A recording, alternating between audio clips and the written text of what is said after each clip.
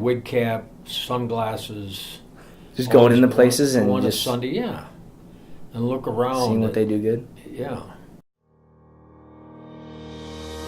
This is the New Perspective Podcast with your hosts Kyle Cable and Nate Clark. In today's episode, we are joined by Dave Skogen, founder of Festival Foods. Listen as you can hear the unique things that Dave did that really ended up separating him from everybody else. Also listen to his perspectives and experiences that he's accumulated not only through business, but life too. Hey everybody, it's Kyle here. Before I roll this podcast, I want to take a quick second and say thank you to everybody who's liked and followed all of our content. Find us on the podcast app on iTunes at New Perspective, hold that E at the end, .my intuition. On Facebook, New Perspective, again, no E at the end. And then on Instagram, you can see us at My Intuition. And if you want to see the videos of the podcast we've recorded, go ahead and go on YouTube and search New Perspective, again, no E at the end. Enjoy this podcast, and thank you as always for listening. I mean, I'm looking around your office and I see Boomerang everywhere, and I kind of read up on the concept, but if you could hash that out and how that all started and the belief behind that and the impact that that's had on your company. The Boomerang Theory started about 7 years ago, and we needed something, some kind of tagline that would make sense for our guests that could relate to who we are. You know, Walmart has one, everybody has one, and I was looking at the word boomerang and on a video somewhere, and I'm first of all, I'm merciless in stealing ideas. I mean, Jim Hunter talked about that. Yeah, and I don't think there's anything wrong with that. I mean, we learn stuff from other people, and I'm always in competition looking at stuff. But anyway, I read about this Boomerang Theory that actually was a guy in Ireland who had adopted it, and he had 5 grocery stores. And he said that, every business decision we make is based on this question: will it bring the customer back? I thought, boy, that makes a lot of sense, because when you think about it, when we hire a teammate, it's about will he or she engage the customer and want the customer to come back because of their engagement. If I don't like my bartender, or if I don't like the cashier at my grocery store, I'm going to avoid that person if I can. So the Boomerang Theory just simply says everything you do, you buy a piece of new equipment, you take on a new product, you're asking yourself, will the customer buy this?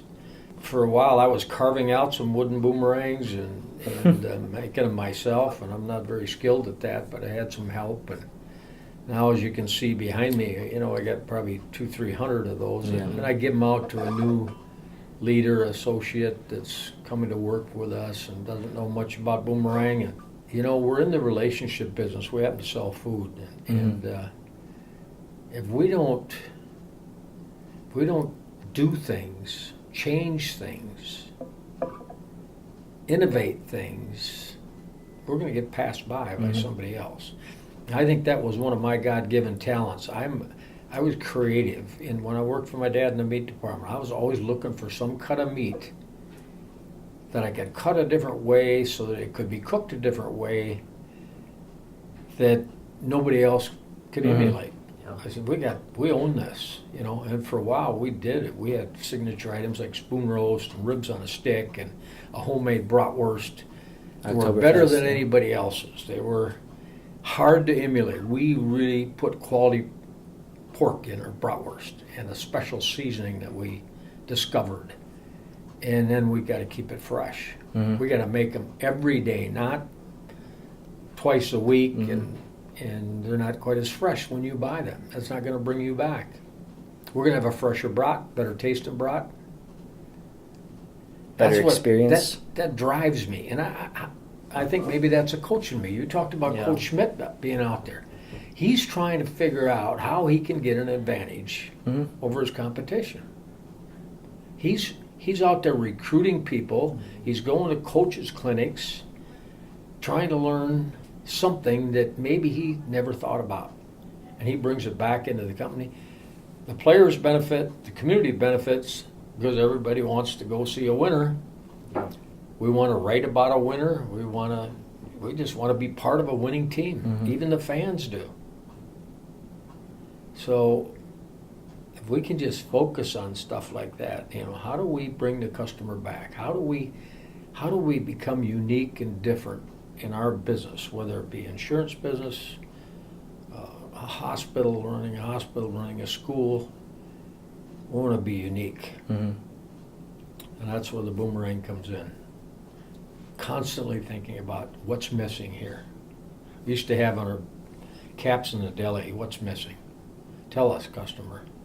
I'm not going to sit back. I don't want her going into Walmart. Next thing you know, she's filling up her cart. Yeah. I've got that competitive juice in me, and that's it. I'm not brilliant by any means, not even close. Yeah. But I'll tell you what, I'll outwork, and I'll be creative and innovative.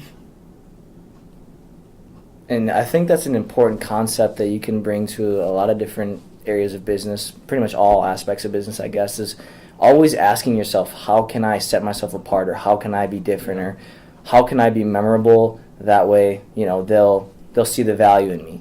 Yeah. But if you don't have that in your heart, it's just so easy to stay the same as everybody else. But we're doing good here. I could learn a lot. The way they merchandise, the products they handle, the prices they charge, the service that they provide, good or bad. I mean, I can learn something. I don't go in there to see what they're doing wrong. When I go into Woodman's, I was like, oh man, the floors were dirty.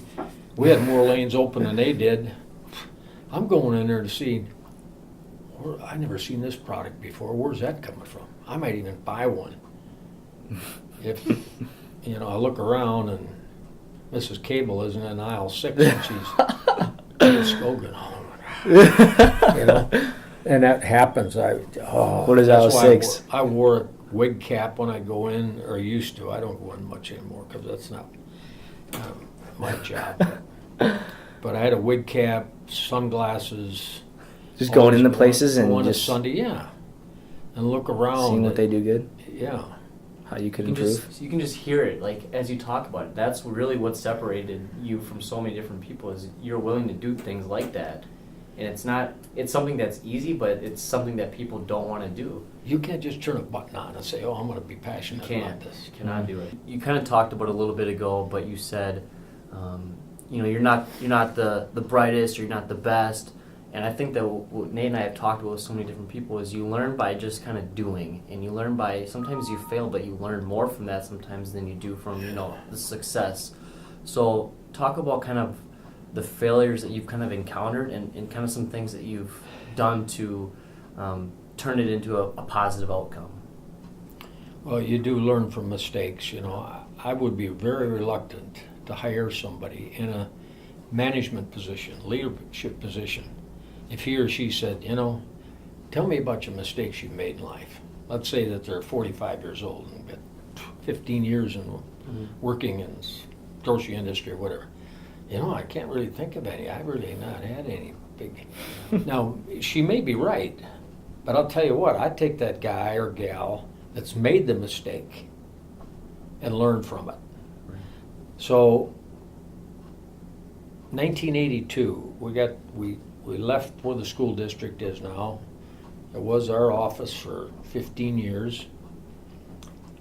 And but before we made it into an office, I said, you know what? We need to have an in-store. We need to have a bakery that can service our 3 stores. And at that time, we had Gillsville, Holman, Unalaska, and North of us. We had 4 stores. We'll get a central bakery that can bake all this stuff. One plant instead of 4 stores having a bakery and all this expensive equipment. We'll have one. And then we'll just have somebody deliver it every day to the 4 stores or 3 stores. Well, as long as we're going to do that, let's have a little gift shop over here, and then let's have our little restaurant. It was called Paul's Pantry. You weren't even born yet. Probably not. Right there where the school district is, Paul's Pantry. Named it after my dad, my late father. Never talked to my brothers about it. Never talked to the people that work at Gateway Foods, that ultimately put us in business by co-signing for us. I think I told you guys that one. We got into Center 90 and we got our first festival. I didn't have $10,000 in my name. I had to have Ronnie Reinhardt. He saw in me some talent and said, I'm gonna invest in that stock. And he's gonna grow that business, and I'm gonna win because he buys his product from me. But if he loses, I'm out the money. Yeah. I take it over. So I get all this stuff done. I did the gift shop. I did the lunch, mashed potatoes and gravy and roast beef and all that diner stuff.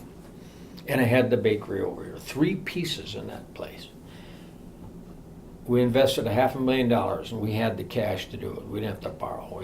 $500,000 to do the bakery, some restaurant equipment, and some shelving for the gift shop piece. 1982.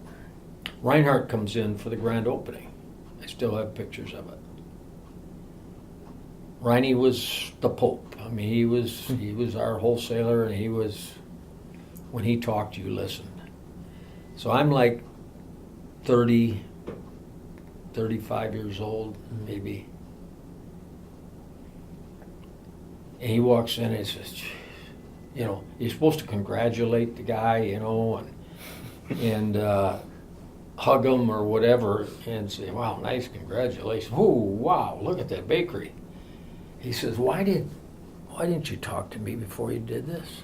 Now, he probably had a clue. Somebody teed him up before he got to this open house the night before our opening to say, let me see what they did in there. They got a bakery case that stretches the whole length of that building.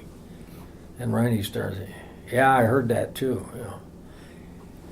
So he welcomes me with, what the hell are you thinking, kid? Why didn't you talk to me? So what did I learn from that? I wasn't egotistical. I wasn't like, I don't need my brothers or my wholesaler or anybody to tell me. I knew that we needed a bakery to service our 4 stores, and a customer could walk in and sit down and talk to somebody over a cup of coffee about the wedding cake they want to order instead of doing it in the grocery store. No brainer. Oh, but I was totally wrong. It failed within 2 years. We turned it into a catering facility, and then later an office. Wow. So lost about, better than $500,000. Just, I wasn't embarrassed by it, but I learned, holy buckets. Good hard loss, good hard failure when you're young. Boy, as long as that doesn't put you out of business, And it didn't. We were profitable in our 4 stores, 3 stores. But now I'm so cognizant of that. It just comes automatic. I don't do nothing. Buy a piece of equipment without talking to somebody about this, without taking a couple of days to rethink it. I just like listening and hearing. You can just hear how you are so much about other people before you have the self-interest. You talk. All you talk about is customers, and I think that so many people kind of forget that they need to be worried about others before they kind of worry about themselves. And we call it people before profits, and that means our employees and our customers. My dad told me once when I was starting to order new meat cases, he says, you know what, Dave, if I let you, I think you could bankrupt me. I didn't take it very serious. I didn't take it personal, but I knew what he meant. He never spent any money. He never bought a piece of equipment that he couldn't pay cash for. He never had a savings account. He had everything in checking. So he grew up that way, and that's why he didn't want us to grow. He says, this store right here, and it was the same size as that school district store, figure it out. My dad died in '76. Before he died, he said, this is all the store you and your brothers will need. You don't need to be doing Center 90. You don't need to be, He just was fearful that we're going to, go broke because we're going to have to borrow money to get in those stores and buy the inventory and buy whatever the guy wants for his business. Kind of like either you're growing or you're dying. If you're not looking to expand your business, you're killing your business, even though if you're staying at the same place. If you're staying at the same place, it's still like killing your business because other people are going to be growing past you. There's a couple restaurants in our Cooley region. that were once king of the hill. Yeah. And what happened to them? Well, they blame Outback, any franchise, Famous Dave's or Buffalo Wild Wings for taking their business away. But they never changed. Mm-hmm. A lot of retailers like us just folded tent and sold it out. They said, I can't do this. I can't compete with Walmart. Yeah. So, yeah, you got to keep changing. Just by definition, if you're not changing, you're going backwards. Mm-hmm. How many stores did you start out with when you took it all over? One. It was just One? a bad store, yeah. And you've scaled it to how many now? It's 32. 32. 2 in the ground. Will be 34 at the end of the year. So what were some key strategies that you did to scale it to that level? To keep changing and keep adapting and keep giving value to the customer? Well, two things. You had to be making money because you got to pay for this stuff. Right. Yeah. The inventory alone is about $3 million just to stock the shelves. And then you get all this equipment, another $10 million.